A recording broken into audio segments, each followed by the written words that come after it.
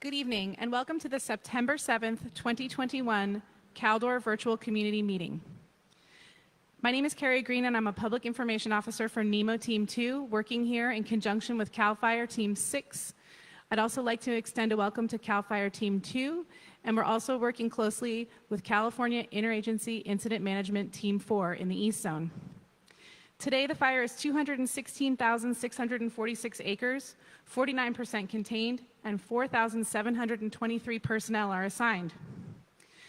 We will hear a brief update from our Operations Section Chief, Law Enforcement, an Air Resource Advisor, Incident Commander, and an Agency Administrator, and then we'll also hear from our partners in the East Zone a similar update. Following the update, there will be question and answers for both the West Side and the East Side. You can submit questions on our social media platforms as well as on Zoom. Public information officers are standing by, reading your questions and passing them to our speakers. If you are on Zoom, if you have a specific question for the East Side, please message East Zone PIO. If you have a specific question for the West Side, please message West Zone PIO. Y después un sumario en español. And now I'd like to invite Operations Section Chief Bill Monday. Hi, good afternoon, everybody. My name is Bill Monday. I'm with the National Incident Management Organization, Team 2, and representing CAL FIRE's Team 6 and 2. So I'll give you a little operational update. Just got back in from the fire line. Sorry, I haven't changed my shirt. So I'll start over here at the zone break up here in Kirkwood and come around the horn back to our division, India, up here. So things are progressing down here in the Kirkwood area. Today we're having some adverse winds that are continuing to push the Highway 88 corridor. We've got multiple hotshot crews, fire engines, and other hand crews trying to protect that fire from coming across Highway 88 and saving all the infrastructure here in the Kirkwood estates just by Kirkwood Lake itself. So things are looking good. No structures have been lost in this area at all. So hopefully in the next 48 hours, weather dependent, we'll have this whole area secure and the rest of Highway 88. Again, this is really weather dynamic stuff. We've got north winds coming across Highway 88, and then all of a sudden we'll get some west winds. So we're trying to move resources around, trying to prevent that fire spread any further to the south here. The rest of the areas that we show in black, everything is staying well contained. We still have interior smokes popping up, and you'll continue to see that over the next few days into the next few weeks until those stumps, those snags burn completely out or fall over and go and burn out. So this is all good. You'll still see a big presence. We've got a lot of fire trucks, crews, equipment still in all of the residential areas in here. They're removing our hose. They're removing our pumps. They're rehabbing some of the interior fire lines. So please be aware, we're going to maintain a heavy presence in this entire area over the next few weeks until we are completely confident that there's no further threat to any of the communities or residents down here on the west end of the fire. Coming around up towards the Highway 50 corridor, this area in Plum Creek, that had been an issue for us the last few days. We finally got that secured. We're comfortable in there, so we colored in our map in the last 24 hours up here.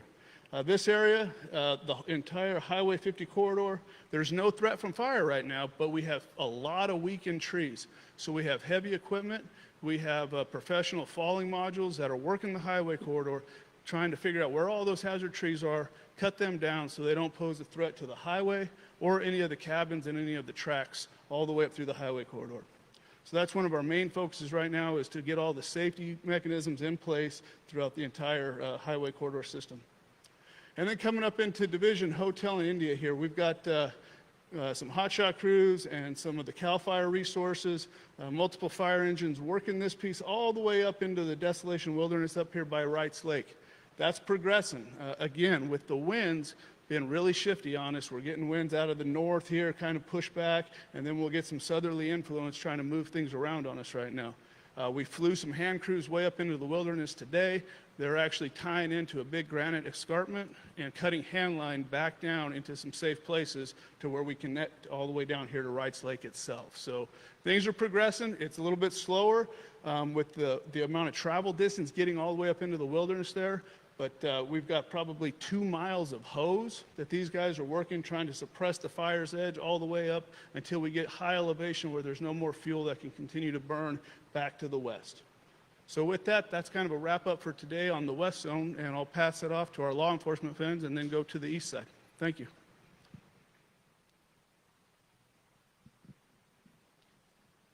Good afternoon. My name is John Davis, Law Liaison, Incident Management Team 6. We'll go over some repopulations and open areas that we got today. We'll move over to the evacuation map here. Starting with the repopulation area that we got today that reduced to a warning was inside the forest, and it is from Placer County to Highway 50 west of Ice House Road. Ice House Road is open, but this is still the forest. So any access into the forest land, the forest is still closed. So access for that still goes through the forest for permission.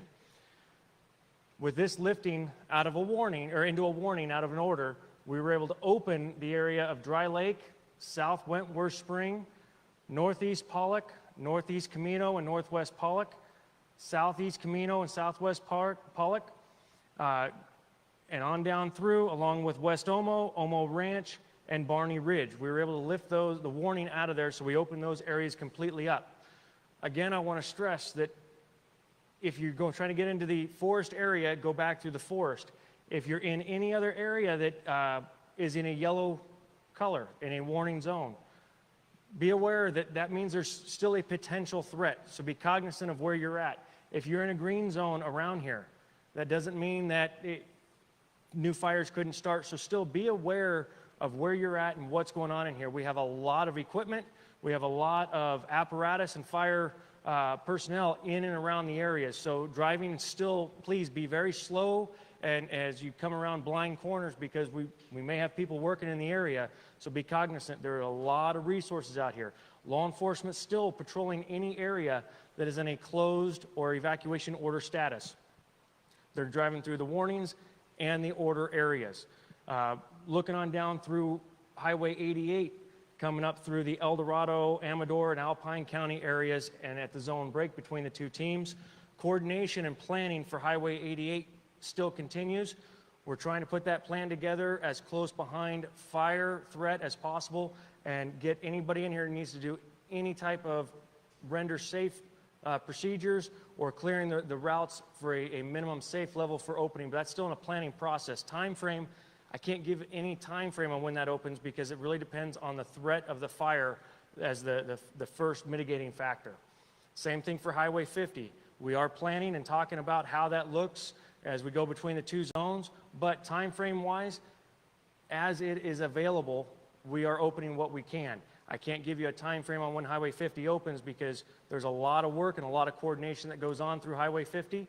Although between Highway 88 and Highway 50, we understand what that means to have those areas closed, and we're very cognizant of that, and the continued cooperation between our stakeholders and assisting agencies on getting this area open continues to be very fruitful and very well attended with our meetings and discussions. We have multiples per day.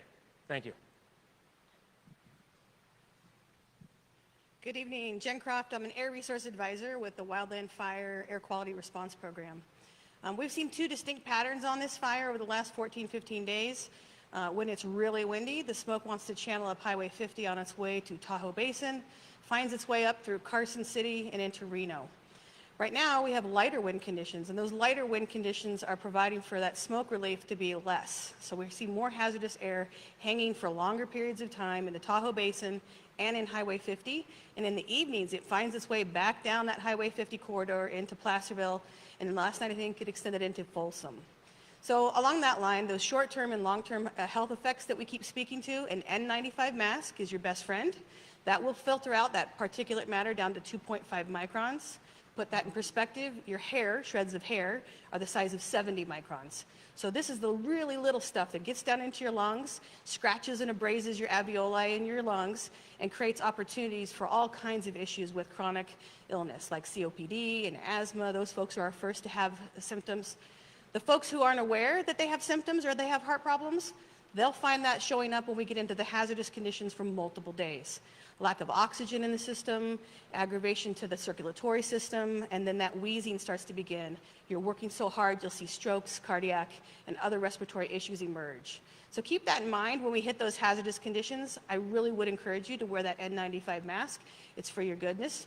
On the long-term range, good news, once this air clears out, your lungs are great at recovering. The human body is very resilient, and after a couple of weeks, you'll see a dramatic improvement in that coughing, wheezing, burning eye condition you're seeing in the hazardous air we've had. Thank you.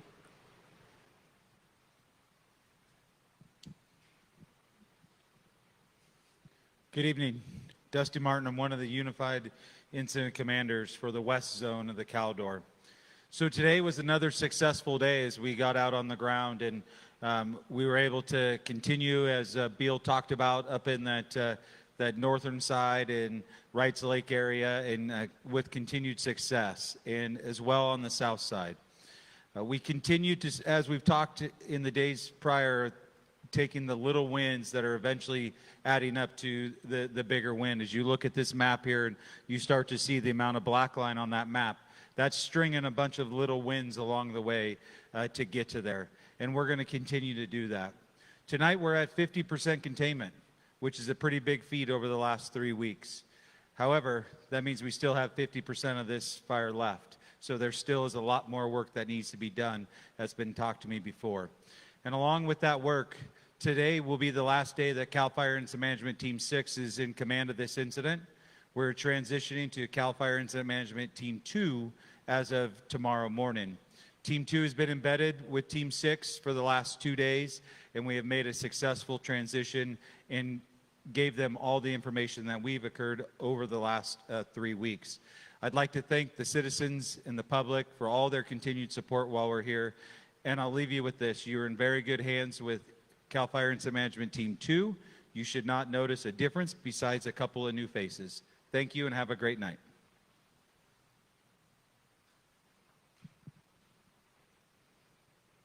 Good evening, everyone. Jeff Marcellet. I'm the Forest Supervisor for the El Dorado National Forest, and I'm one of the agency administrators responsible for this incident. As Dusty Martin just talked about, we are in a transition, so I wanted to take this evening to reflect on the last 3 weeks and also look out on the next 3. That this fire is long from over, and it's going to take a continued, sustained effort for us working in partnership on behalf of the citizens of El Dorado and Amador County and all the citizens of the state to get this fire really wrapped up. But I have high confidence in our efforts and the team's organization and the continued partnership and the leadership from community members and individual citizens and all the people who have poured their hearts into the efforts here today. I will say that it's a little bittersweet watching CAL FIRE Team 6 step away at the end of their 3-week assignment. They have met every expectation of the agency administrators on this incident, reaching out to community members and leaders, inviting stakeholders into our liaison meetings, talking about the things that are important, and most importantly, protecting the citizens and our firefighters on this incident. I feel profoundly thankful of their efforts, and I want to say to Dusty and the team, we could not have achieved this milestone without you here leading us. I also am hugely confident in the incoming CAL FIRE team, along with the incident management team on the East Zone and our National Incident Management Organization, the NEMO team that's embedded, and that organization will continue to move forward collectively, leading until we get our arms all the way around this fire. But there's much work ahead, and I don't want to mince words about that. There's significant suppression repair activities. There's, as you've heard, there's hazard trees that we need to remove. There are power lines and phone lines and fiber optics and a number of other things we're working in partnership to achieve. So a long path ahead. I ask for continued patience from our public and our stakeholders. Know that we're going to continue to listen to you and try to adapt our activities to meet your needs. And we're going to ensure that our firefighters remain safe in their activities every day. One question that came up last night at the public meeting that I do want to address is the forest closure. So it came in online, and I wasn't here because I was out actually on the fire line looking at some of the issues and couldn't address that. I do want to say this. I totally respect that your public lands being closed is hard to accept. That decision, when I made it 3 weeks ago, was really because we didn't have the operational capacity to evacuate public if this fire were to blow up. As you heard from Dusty, we're making great progress, but we're not there yet. And I will tell you that the resources continue to be stretched. If this fire slipped out one of those control lines and took off in a wind, we would be evacuating people from out in front of it again. And if we could do that, and I knew we could do that with all the resources in mind, I would clearly be looking at opening up the forest or a portion of it. But I'm not now, because we are stretched thin. And as you can see from the repopulation map, there's still a significant portion that's closed, and that's for good cause. So as we continue to be moving forward, know that I don't take that decision lightly. I will continue to listen and work with our law enforcement community, and when we are ready to reopen the forest for your use and enjoyment, I absolutely will. So thank you for your patience. I appreciate the continued support. As we transition the incoming CAL FIRE team, I'd like to personally welcome them. I'm excited that you're here and you've transitioned and are taking the helm first thing in the morning. Thank you. Thank you, Jeff. All right, now we're going to pass it over to our team on the East Zone. And I want to welcome everyone that's watching tonight. And I wanted to also remind everybody that we are streaming this event live each evening on the Lake Tahoe Basin Facebook page, so you can find us there as well. So my name is Bobby Filbert, and I'm with California Interagency Incident Management Team 4, and we are here on the East Zone based out of South Lake Tahoe. So with that, we're going to go ahead and start with our Operations Section Chief, Kyle Jacobson, and he's going to give us an operations update. Good evening. We had another extremely productive day on the fire today. I'll start here in Alpha up near Echo Lakes. Crews continue to patrol and mop up through Gun Mount, moving all the way through Echo Lakes out to the dam. Crews are just continuing to mop up, patrol, and do everything they can to go ahead and make sure that this line stays secure. As we move along the south side of the lake, crews are also engaged in here, making sure that the fire stays out of any structures in these areas. As you get in between the two lakes, the fire is continuing to back down towards the hand line. We're letting this slowly back down, extremely moderate fire behavior, just cleaning things up. We are strengthening this line to make sure as the fire gets there, we are able to hold this line. As we move into Upper Echo Lakes, there is fire in and around the structure, so crews are in there mopping up and securing all of that line. We have pushed several fire use modules out into the wilderness, as well as a helitack crew. So they have gotten all the way into the wilderness, and we're hoping by the end of shift to be able to start turning the corner and pushing that line south, securing this area and making sure that the fire is not able to progress any further to the north. As we move around into Delta, everything continues to hold within its current footprint. Looking good. Crews are continuing to patrol and mop up, doing everything they can to make sure that this line is secure in case any winds do pick up, so nothing happens to anything in this Upper Apache area. As we move around the power line trail area and up into the high meadows, same thing, crews are engaged in mopping up. We have increased the number of resources in and around these communities to make sure that we can secure these lines. Line is still continuing to hold up along High Meadows all the way to Trimmer Peak. We have multiple crews moving south towards Trimmer, as well as multiple crews moving north towards Trimmer.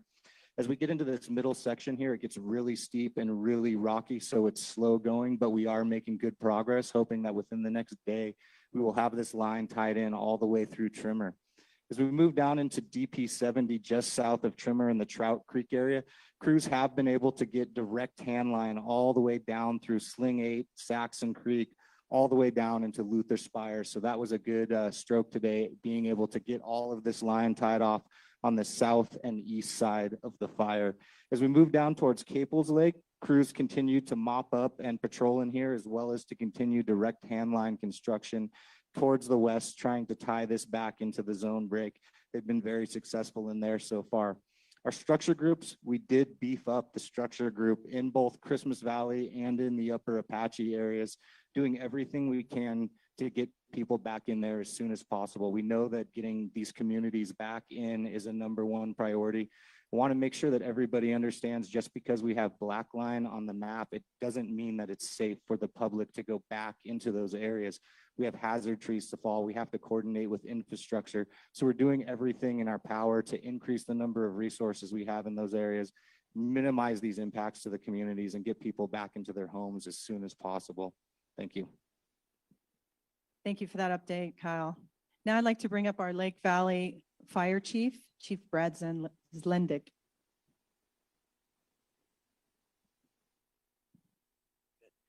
Good evening, everybody. Brad Zlendick, Fire Chief for Lake Valley. We made progress today. We were able to open up a large section, bring people home. We're happy to see that. Thank you, Operations. Thank you, Rocky. Anyway, to clear up, I get a lot of phone calls.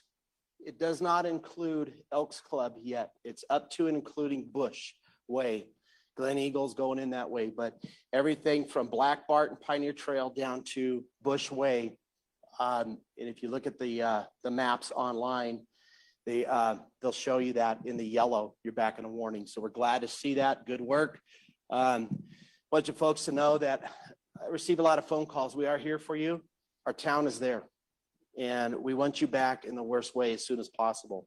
Kyle and I have talks all day, every day. He's tired of hearing from me, but he knows where I'm coming from. But I appreciate your patience and time, and we'll get you home soon. Thank you, folks.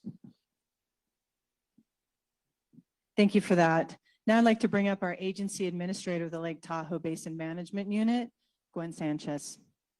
Yeah, good evening. My name is Gwen Sanchez, and I am the acting forest supervisor for the Lake Tahoe Basin Management Unit, and I'm also one of the agency administrators for the Caldor Fire East Zone. So as you all are repopulating in and around the South Lake Tahoe communities over the next several days, I want to make sure that you all are aware that there's going to be some ongoing effort and work happening in around the Caldor Fire area. I think of this in terms of 4 different stages. The first stage of a fire is the suppression phase, right? We have a lot of wins on this map, folks, but there's a long ways to go still. We are still in the suppression phase of this incident. The second phase that you all can expect as you come into your communities and as you see resources in and around the South Lake Tahoe area, as well as the Caldor Fire area, is that repair phase. So the repair phase of the fire will include kind of that immediate hazard mitigation phase, right? So what were those things that we might have impacted as a result of suppression action? And what do we need to do to mitigate things like snags, right? How do we make sure that those fire areas are safe for you all to come back into? Again, a lot of work that still is ahead of us with regards to the repair phase. The third phase is going to be emergency stabilization. So we are working right now to gather a team that will be working on that emergency stabilization phase. They will go out, they will assess the conditions within the Caldor Fire, and they will make a recommendation to me on what those actions need to occur in order to make sure that we can prevent further issues as a result of this Caldor Fire, right? So again, emergency stabilization. The fourth phase, and probably the most important phase, is that long-term post-fire recovery phase. That's where a lot of that work happens in order to try to get this fire area back to pre-fire conditions. It's going to take some time, folks, and so I want to make sure that you all are prepared and know that we're going to be in and around these communities for several weeks, months, perhaps a year or more, in an effort to try to make sure that this Caldor Fire area goes back to, as much as we can, post-fire conditions. So thanks again for your time. I appreciate the patience that you all have had and shown us. And more importantly, thanks for being part of this larger Team Tahoe effort. It's such a pleasure for me to be able to work next to and in partnership with all of you and be a part of this community. Thank you. Thank you, Gwen, for that. And thank you for really laying out those phases and the long journey ahead. And to conclude here on the East Zone, we're going to bring up our incident commander, Rocky Oplinger. Yeah, good evening. Again, I would like to welcome any of our new viewers to the virtual community meeting and certainly thank all of you that log on every night to this format to get the latest information. As you heard from operations, the condition of the fire, and certainly we heard from the local fire district and we hear from our agency administrator, we've made great strides and great progress, and we saw windows of opportunity today where we're able to reduce the evacuation order to allow additional folks go and come in. I want to talk about some of the secondary effects. Our major concern, of course, and initially when we're fighting the fire, is the direct cause of fire, what it can, and to the threat of your safety. And so when we do evacuations and make those recommendations, we don't take that lightly. And as we get into the phase now that we're starting to make progress on the fire, we start looking at the secondary effects. And what we're looking at, some of those areas that we haven't allowed folks to go in yet, is just the number of dead trees, fallen trees, weakened trees by the fire itself. So we have trees that have fallen that still have a lot of heat. Operations is making every effort to put folks in there to continue to mop up. We have stump holes that have a lot of heat, and we've had in the past firefighters have been working those areas that fall in one of those stump holes that can cause second and third degree burns. So we're ensuring that when we put you back into your communities, those types of things are certainly mitigated and taken care of. The roadways, always there's a concern about the highways, like Highway 50, the sheer number of trees that have to be removed, and that coordination with, in this case, Caltrans and the contractors that have to go in and do that work. And then we remember that we had a loss of significant vegetation. So we also have debris that goes across that road.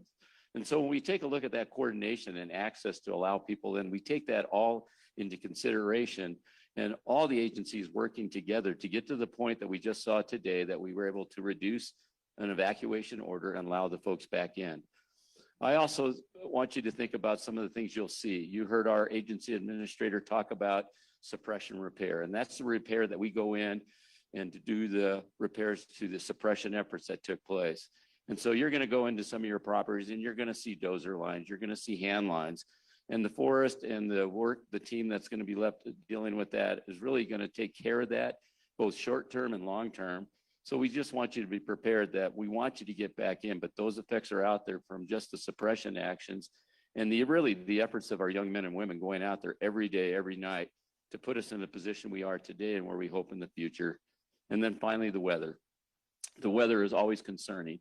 Throughout the fires we've seen this year, not only in California, Western United States, the biggest threat has been that wind component, whether it's a thunderstorm, and they're predicting some of that coming here shortly, or as you've heard from West Operations, the winds they face today, pushing it against their fire lines in two different directions. We also take that in considerations.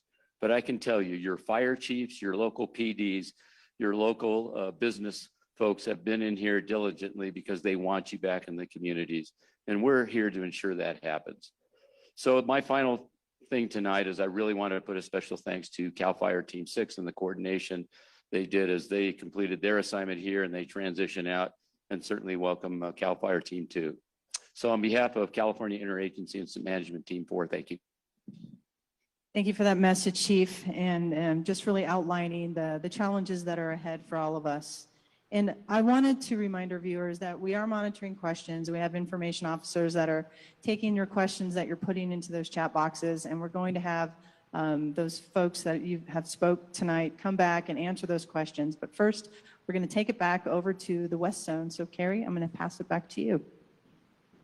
Thank you, Bobby. So one of the questions that we got is, are we going to keep holding these virtual community meetings? And the answer is yes. We will be here as long as you need us. We will be here to provide information, to answer your questions. As long as you keep attending, and we're seeing good attendance on the Facebook Live, we will be here to answer your questions. With that said, we only had a few questions on this side, so I'm going to have Operations Section Chief Beal Monday come back out. And then our Q&A is actually kind of short, so we'll be passing it back to the East Zone.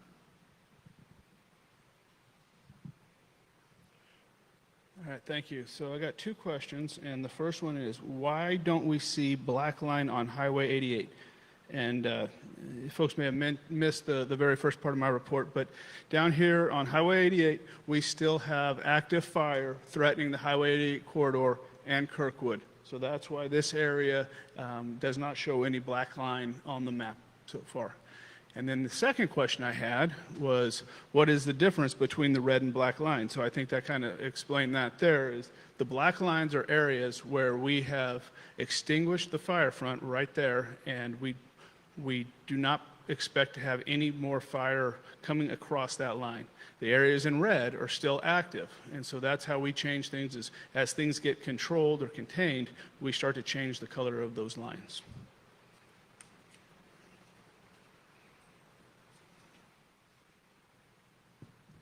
Thank you, Beal. All right, we're going to pass it back over to the east side.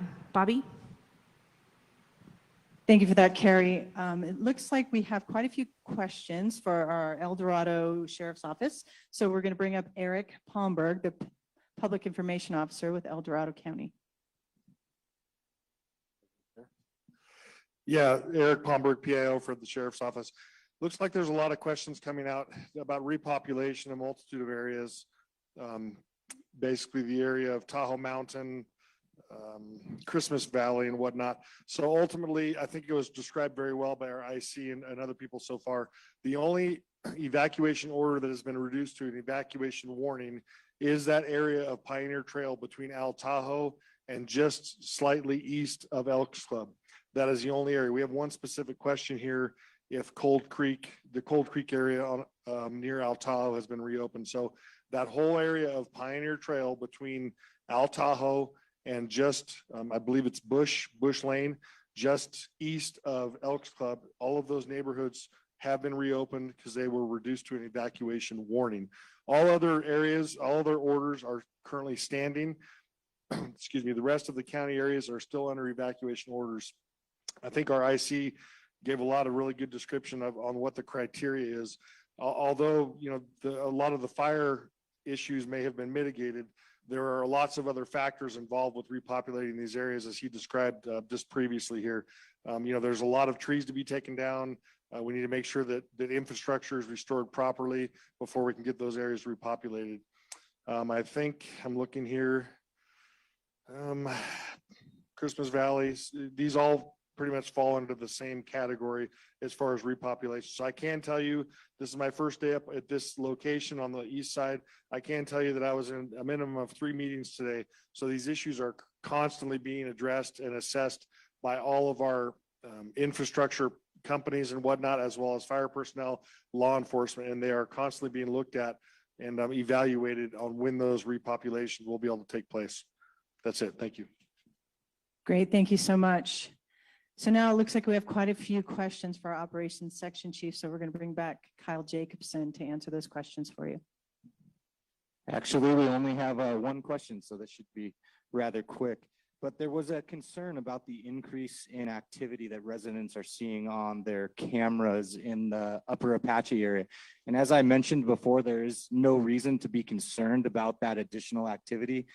We added additional resources to the area to do everything we can to expedite the mop up, removing hazard trees, do everything we can to get in there and get the residents back as soon as possible. So that's just us putting additional resources in those areas to do everything we can to secure them and help get those communities back in place. Great, thank you for that, Kyle. And for our last question, we're going to bring up our agency administrator, Gwen Sanchez. Yeah, so the question is, why are you choosing to suppress fire in the Desolation Wilderness opposed to allowing it to burn to thin out the timber? This is a hard area for any forest supervisor. I did ask the team to engage in a full suppression strategy within the Desolation Wilderness on the Caldor incident. The reason for that is because we are under severe drought conditions right now, folks. Now is not the time in the Desolation Wilderness to allow fire to play a natural role. We do always look for those opportunities if it's the right time, the right place, and if the weather and environmental conditions are appropriate to consider those. Right now, we are setting record ERCs, record fuel conditions. We have never seen this area so dry as much as we have seen it dry right now. So at this stage, with where we're at with our environmental conditions, I am not comfortable employing anything less than a full suppression strategy within the Desolation Wilderness. Thank you. I just want to say thank you for all the questions that you have entered tonight, and we'll be doing this again tomorrow evening. So please view us again tomorrow at 5 p.m. And with that, Carrie, I'm going to send it back to you over at the West Zone. Thanks, Bobby. If you see a QR code on your screen, you can point your camera at that, camera on your phone, and that will take you to a website with all the links for official fire information. We update those throughout the day as new information becomes available. So the current information for the fire can always be found through that link. Save it to your phone once you get it in there. And again, we'll be back here again at 7 p.m., at 5 p.m. tomorrow night. And now I'd like to invite up Ricky Tlapala to give our Spanish summary. Thank you. Buenas tardes, Ricardo Tlapala, vocero, Incidente Caldor. Con la actualización del Incidente Caldor, hoy del 7 de septiembre de 2021. A la actualización, el incendio ha consumido 216,646 acres. Estamos a 49% de contenimiento y tenemos a 4,723 bomberos comprometidos en la batalla. Nada más tengo un tiempo corto, pero les voy a dar el sumario de todo de lo que habló nuestro equipo. En la zona oeste, donde ven acá en el mapa, toda la área y la línea negra, hemos empezado nuestras operaciones de reparación y asegurarnos que podamos hacer esta área para quitar todos los peligros y los riesgos presentados a la comunidad para que puedan regresar ustedes a sus hogares. Lo que seguimos viendo que nos presenta retos el clima y la condición crítica del incendio. Van a ver humo dentro del perímetro del incendio y lo que van a ver también es que tenemos muchos árboles que están dañados por el incendio y esos árboles pueden caer encima de alguien y causar una herida grave y eso es lo que queremos prevenir. Lo que hemos implementado son equipos especiales de motosierra que tumban los árboles y luego colectan la leña y empiezan la área de reparación de nuestras operaciones de supresión. Nos movemos acá donde tenemos la más actividad, que es en la zona este, en División A. Por el acceso que tenemos, hemos implementado fuerzas especiales que viven en la área y siguen controlando nuestras líneas de control con herramientas de mano y con mangueras. Estos muchachos y muchachas van a vivir en esta área para prevenir que incremente la huella del incendio. También lo que hemos entrado acá y visto en la área de Christmas Valley en Tahoe, no han incrementado el incendio, pero sí vimos un poco el incremento en actividad del incendio hoy. Y nuestras fuerzas que siguen con tareas de proteger esos edificios y todo eso, todos esos trabajos siguen luchando para prevenir que incremente el incendio o que tengamos perdido de edificios y siguen luchando en la área. Donde también vemos más actividades acá en esta área de Kirkwood, donde se juntan las dos zonas y en esa área lo que hemos visto es que la actividad no incrementó la huella del incendio y tenemos a muchas fuerzas especiales y recursos y unidades en esa área para prevenir que se brinque el incendio sobre el 88. Ese sigue siendo nuestra prioridad y sí hemos tenido, ascuas y otras brasas que han cruzado la línea, pero por el número de recursos que tenemos presente en esta área, hemos hecho buen trabajo en contener el incendio. Les queremos pedir a los miembros del público que cuando lleguen a regresar a su casa en estas áreas que ven acá en verde, que fueron repopuladas hoy, que manejen con cuidado porque todavía tenemos a muchos de nuestros cooperadores y a muchos bomberos presentes en el área para prevenir que haya una herida. Por favor, manejen con precaución. Y también acá en esta área tuvimos una área de repopulación sobre la carretera Pioneer que para antes de Elks Grove Drive. Les quiero recordar que 2 veces al día nuestra oficina publica información validada. Si siguen el link que ven en su televisión, pueden bajar y deslizar toda la información más al minuto. Para información y la descripción de todas las áreas que fueron repopuladas y las carreteras que están abiertas, por favor sigan ese link y que tengan buenos días. Gracias.